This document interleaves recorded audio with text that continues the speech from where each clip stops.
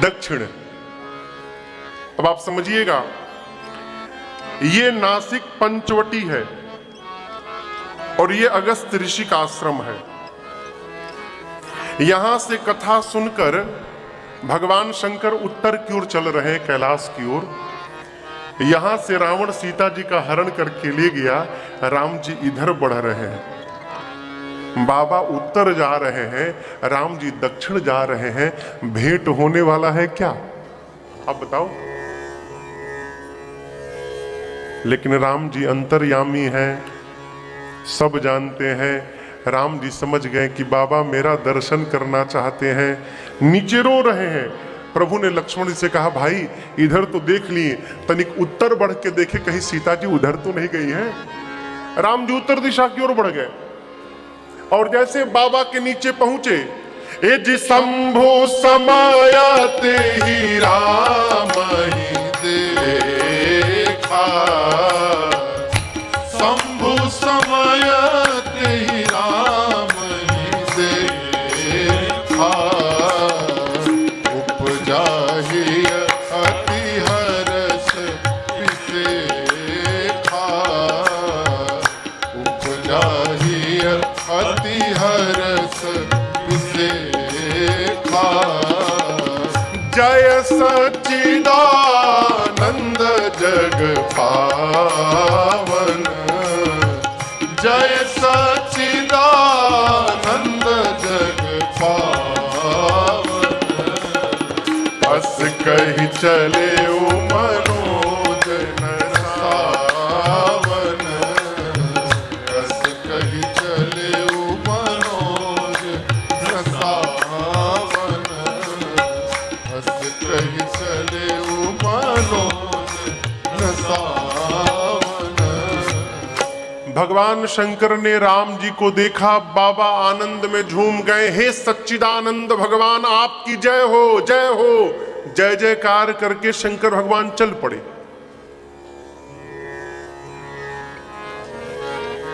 सती मैया ने देखा शंकर भगवान एक मनुष्य को प्रणाम कर रहे हैं।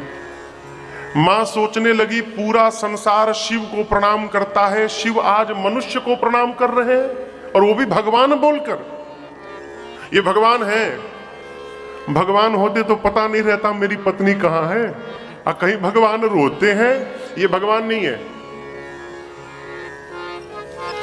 बाबा ने अनेक समझाया, मान जाओ ये भगवान है, प्रणाम करो।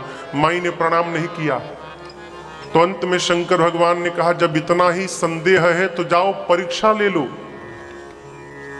क्यों नहीं परीक्षा कर लेती, संदेह समाप्त करो। लेकिन सती विवेक पूर्वक विचार करके परीक्षण करिएगा।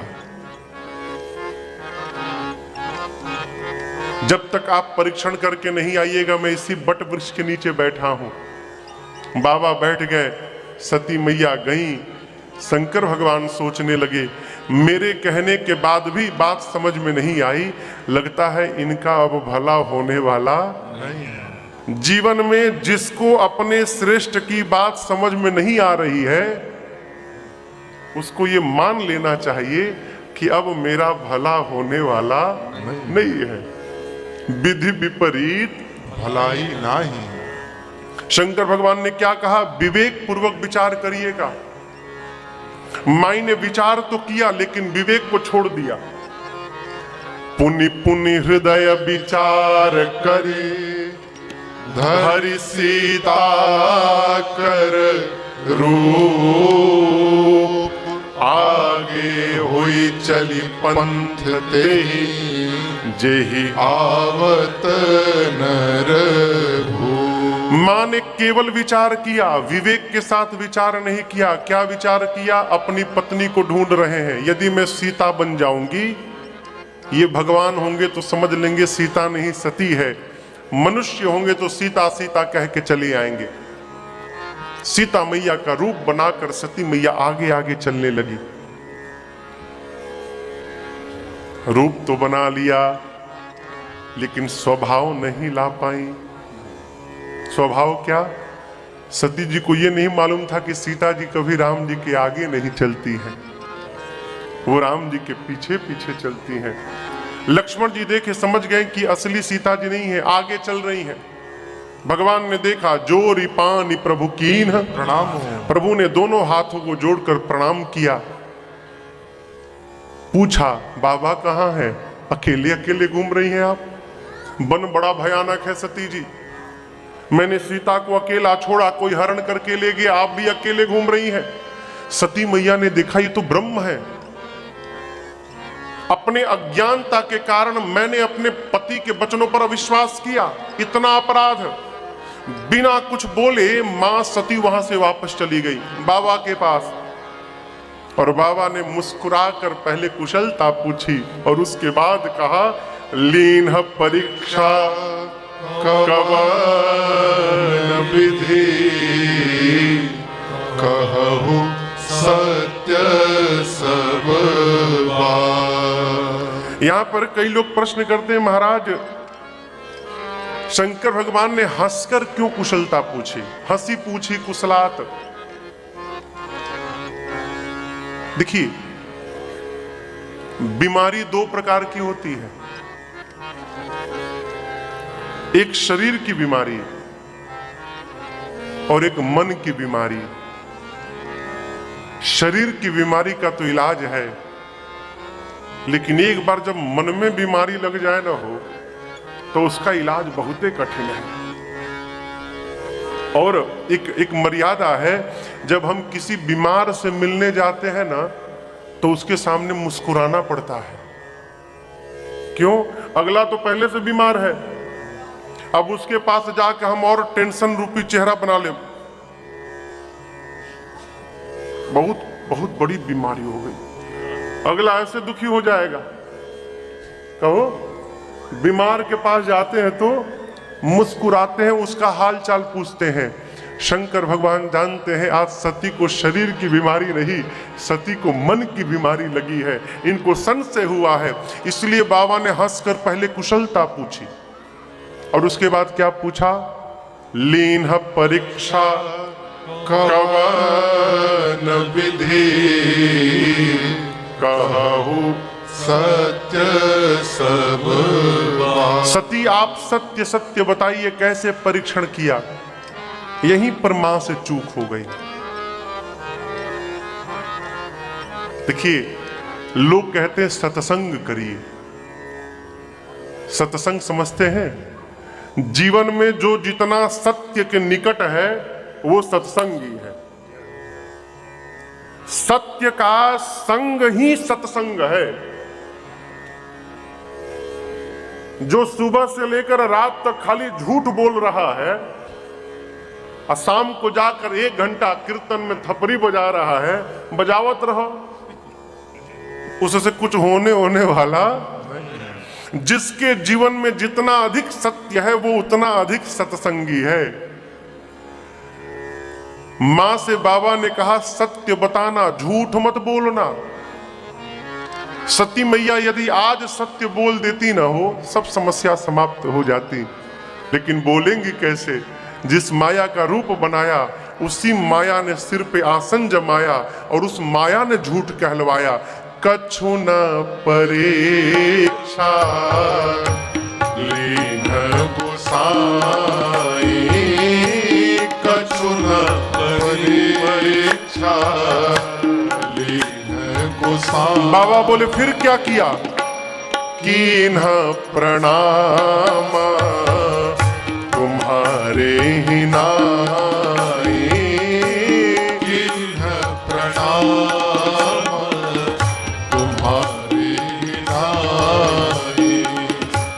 तब शंकर देखे उधरी ध्याना, तब शंकर देखे उधरि ध्याना।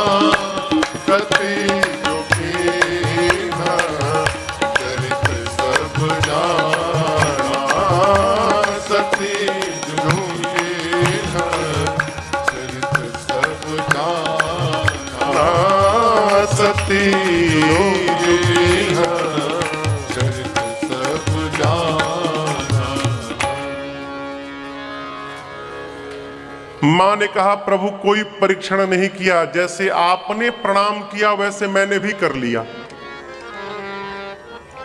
बाबा को विश्वास नहीं भया। नेत्र बंद करके बाबा ने देखा कि सती जी ने मेरी मां सीता का रूप बना लिया है। बाबा को बड़ा कष्ट हुआ। क्यों? शंकर भगवान सोचने लगे ये मेरी प्रिया है, आज के बाद जब जब मैं सती को देखूंगा तो मुझे ये बात याद आएगी कि सती ने मेरी मां का रूप बनाया। और जिसको देखने के बाद मां की याद आ जाए उसके साथ मैं गृहस्थ धर्म का निर्वाह कैसे कर पाऊंगा? जिसको देखने पर मां याद आ जाए उसके साथ गृहस्थ धर्म का निर्वाह कैसे करूंगा? बाबा के मन में द्वंद्व आया। प्रभु श्री राम के चरणों को प्रणाम किया और वहीं पर शंकर भगवान ने मन ही मन संकल्प कर लिया, आज के बाद मेरे शरीर से सती जी का भेंट नहीं, त्याग कर दिया। राम जी सोचे शंकर भगवान ने त्याग कर दिया, सती जी को पता भी नहीं चला। आप किसी से नाराज हो जाएं और सामने वाले को पता ही नहीं कि आप नाराज हैं, तो उस नाराजगी का क्या मतलब?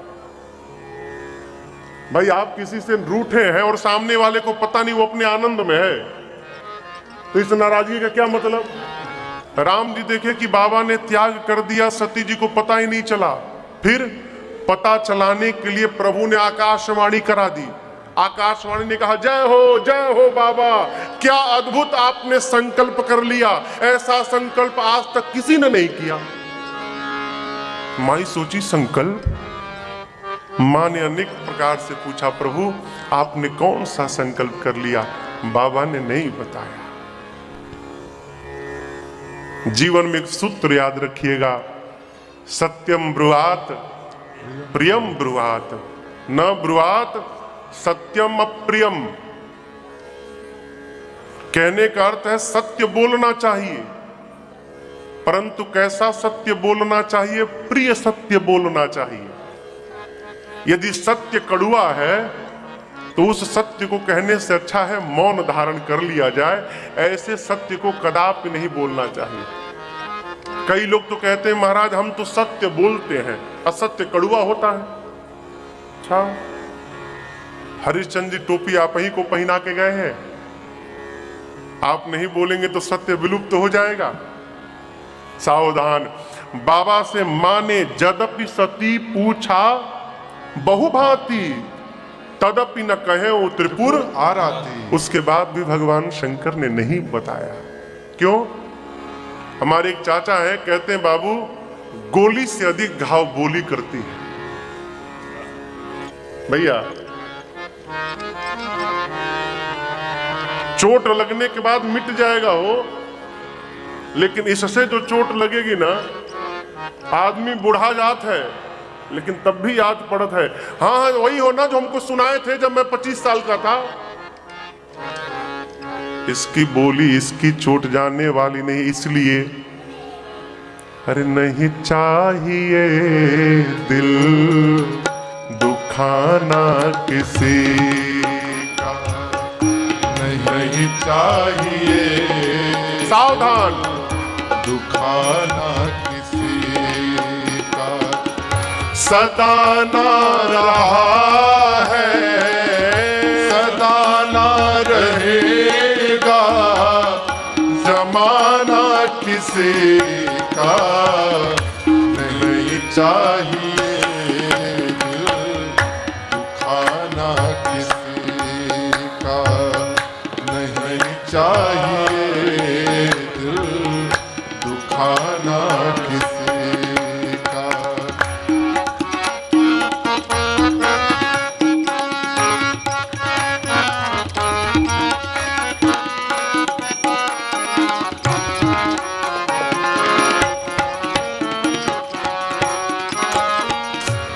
आएगा बुलावा तो जाना पड़ेगा, सर तुझको आखिर झुकाना पड़ेगा। आएगा बुलावा तो जाना पड़ेगा, सर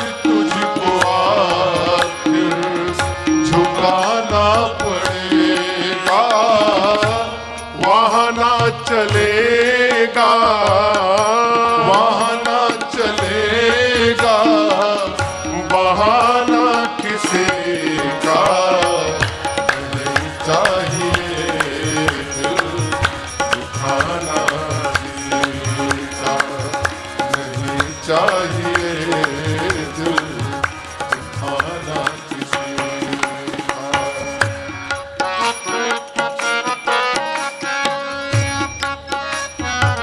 कई आदमी का स्वभाव कहीं जाते हैं केवल कमी देखते हैं, केवल कमी।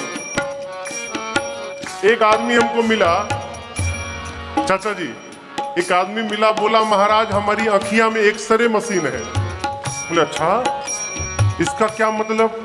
बोला सामने से आदमी गुजर जाए मैं एक्सरे कर देता हूं उसका, कैसा आदमी है। हम लोग जब कितने लोगों का एक्सरे किया आप आज तक? हजारों। फिर मैंने धीरे से पूछा अपना किया है क्या? चेहरा उतर गया हो।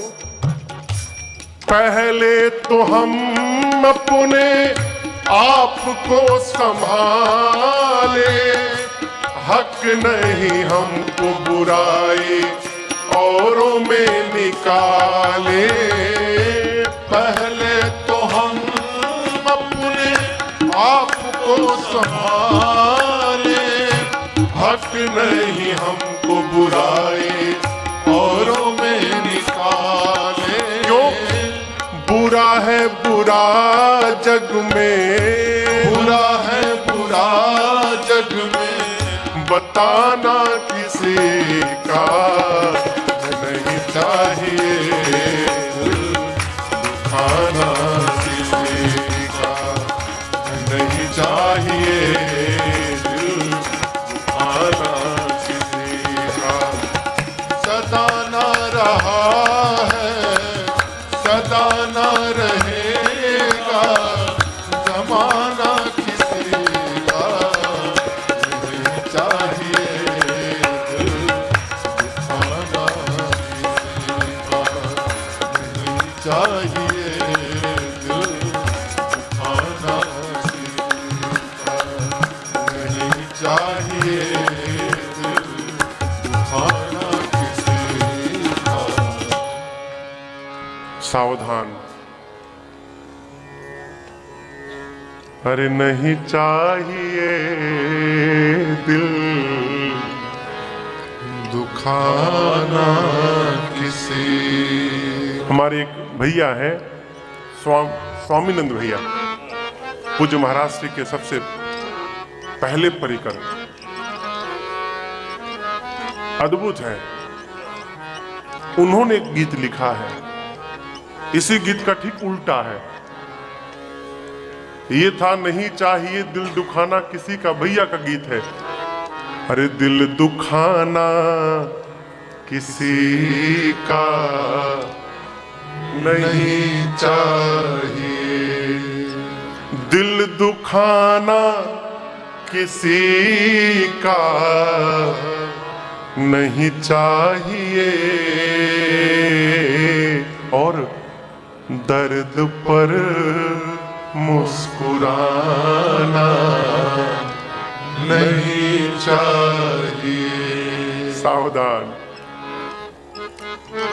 यद्यपि सती पूछा बहुभांति, यद्यपि मेरी माँ ने अनेक बार पूछा बाबा आपने कौन सा प्रण कर लिया, बाबा ने नहीं बताया।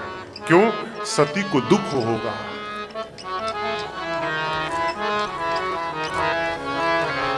घर परिवार में जब कोई प्रतिकूल व्यवहार करे ना, और अनेक प्रकार भी समझाने के बाद उसके समझ में बात न आवे, तो विवेकी पुरुष को मौन धारण कर लेना चाहिए। शंकर भगवान 87,000 वर्ष के लिए मौन हो गए। कितने दिन के लिए? 87,000 वर्ष के लिए बाबा समाधि में चले गए, एकांत में चले गए। एकांत का अर्थ है एक में जाकर जिसका अंत हो जाए वो एकांत में है। एक में, ब्रह्म में जाकर जब मन का अंत हो जाए, एकांत में। 87,000 वर्ष बाद भगवान शंकर समाधि से बाहर आए, राम राम स्मरण किए। सती मैया समझ गई बाबा जग गए, जाकर मां ने प्रणाम किया, बाबा ने सामने बिठाया और लगे कथा सुनाने।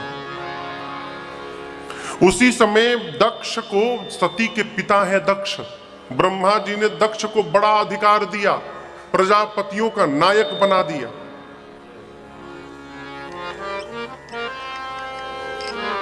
परंतु याद रखिएगा, यदि आपके विचार में शुद्धता नहीं है, विचार में, व्यवहार में आपके शुद्धता नहीं है, तो कितना भी बड़ा अधिकार और पद प्राप्त हो जाए, आपका कुछ होने वाला नहीं है। क्यों कह रहा हूं? दक्ष भगवान शंकर के ससुर हैं और इतने बड़े अभागे हैं, भगवान शंकर को ही शत्रु मानते हैं। शत्रु क्यों माना? जब ब्रह्मा जी ने इनको बड़ा अधिकार दिया, आज भी देखिएगा समाज में कोई व्यक्ति कोई किसी विशेष स्थान पर पहुंचता है तो समाज के लोग उनके स्वागत में समारोह रखते हैं, ठीक ना भैया? और उस समारोह में सारे लोग इकट्ठे रहते हैं, बाद में वो आते हैं और पूरी प्रजा, सब लोग खड़े होकर उनका अभिवादन करते हैं, माला पहनाते हैं, उनके बारे में अच्छी अच्छी बातें करते हैं। दक्ष को जब बड़ा अधिकार मिला तो इनके सम्मान में देवताओं ने एक आयोजन किया। सारे लोग उपस्थित हैं, ब्रह्मा विष्णु महेश इंद्र देवादिगण सब उपस्थित हैं। सबसे बाद में दक्ष पहुंचे, सारे देवता खड़े हो गए उनके अभिवादन में, छोड़ ब्रह्मा विष्णु और महेश। जीव का एक स्वभाव, कहीं जाता है 100 में से 90 लोग खड़े होकर प्रणाम किए, 10 लोग नहीं खड़े भये, तो जीव को ये 90 नहीं दिखाई पड़ते, वो 10 दिखाई पड़ते हैं। कौन कौन नहीं खड़ा भया? दक्ष सोचने लगे ब्रह्मा जी जगत के पिता हैं, नहीं खड़े भये, विष्णु जी भगवान है, चलो कोई बात नहीं खड़े भये, ये शंकर, ये तो मेरा दामाद है, मैं इसका ससुर हूं और मेरे आने पर ये खड़ा नहीं भया। पूरा क्रोध फूट पड़ा। अन्य पुराणों में कथा है, दक्ष ने भगवान शंकर को क्या क्या नहीं सुनाया, क्या क्या नहीं सुनाया। अरे बहुत बड़ी बड़ी बातें बोले, निर्लज है, कपाली है, मैं विवाह नहीं करना चाहता था, बिटिया का ब्रह्मा ने करा दिया, ये किसी लायक है मेरी बेटी के, बहुत सारी बातें कही। अब आपकी दृष्टि में तो शंकर भगवान का अपमान हो गया, लेकिन याद रखिएगा, मान की कामना ही हमारा अपमान करा देती है। जहां सम्मान की चाह न हो वहां हमारा अपमान होने वाला नहीं। भगवान शंकर को कोई फर्क नहीं पड़ा हो, बाबा बैठे रहे। उस दिन से दक्ष भगवान शंकर को अपना शत्रु मान लिया। बड़ा अधिकार मिला, सभी देवताओं को बुलाया, भगवान शंकर को नहीं बुलाया। भगवान विष्णु और भगवान ब्रह्मा देखें कि जब शंकर भगवान को नहीं बुलाया तो उस यज्ञ में हम भी नहीं जाएंगे। सभी देवता गए, ब्रह्मा विष्णु महेश नहीं गए। अब आप समझिएगा, भगवान विष्णु यज्ञ पुरुष है, भगवान शंकर विश्वास है, अब ब्रह्मा जी विधि हैं। जिस यज्ञ में यज्ञ पुरुष न हो, जिस यज्ञ में विश्वास न हो और जिस यज्ञ में विधि न हो, वो तो यज्ञ हो ही नहीं सकता है। वहां केवल मैं था, मैं कर रहा हूं। और आपको बताऊं, आप लोग यज्ञ में जाइएगा, जब आहुति पड़ती है क्या कहते हैं महापुरुष? इदम अग्नये नमः, इदम नमः, इदम अग्नये नमः, इदम न मम। यज्ञ में बार बार महापुरुष कहते हैं इदम न मम। जहां मैं नहीं होता वहां केवल तू होता है। इदम न मम, यहां मैं नहीं हूं। और वहां केवल दक्ष का मैं था। जिस यज्ञ में केवल मैं होता है वो यज्ञ हो ही नहीं सकता। सारे देवता जाने लगे। सती मैया ने भगवान शंकर से कहा प्रभु मैं भी हो आऊं। बाबा ने मना किया, माई नहीं मानी। बाबा बोले जाओ, गई। परिणाम बड़ी कड़वी बात, आप सड़क पर चलते हैं, हजारों लोग गुजरते हैं, कोई भी आपको न देखे, कोई फर्क नहीं पड़ता। आप जा रहे हैं और आपका कोई परिचित आप